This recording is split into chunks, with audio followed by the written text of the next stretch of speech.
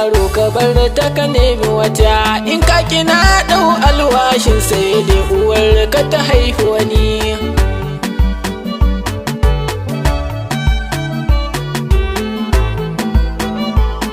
Ƙaryar ka yau dai ta kare tun da ka shigo gonar fatan da ka yanzu ka zama tarihi.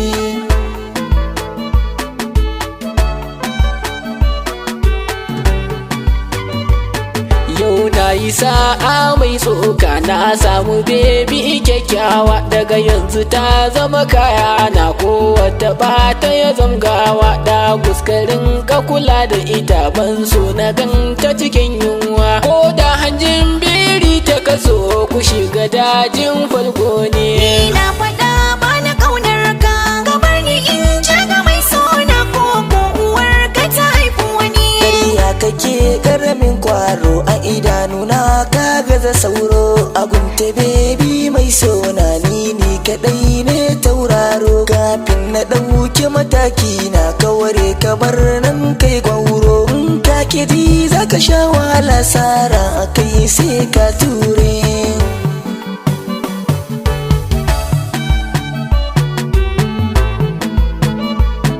Yaro kana ta hayakin kai ka zo gaba na kana bori, mu ne ake ta kira makara kowa ya hau zai kwanka bari. In an kira sunan liman jikin maza zai dauki bari, yau da alamar karya ta za ta sha jinin kayan zannan.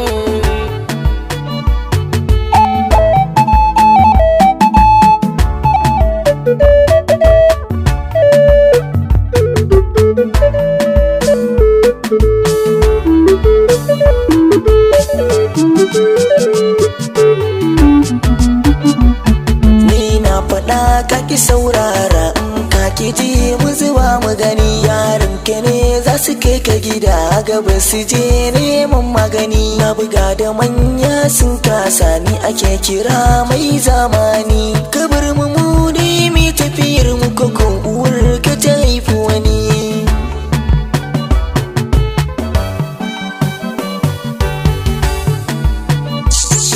Gabar ni ba na son ka, in ka ji za ka yi kuka. Ai gashi nan wanda nake so sadan wuki mai sa kuka. Gabar ni in je ga mai sona ko cikin kai sha suka. In ka ji ai ba ka ki gani ba gungwani na mai sona.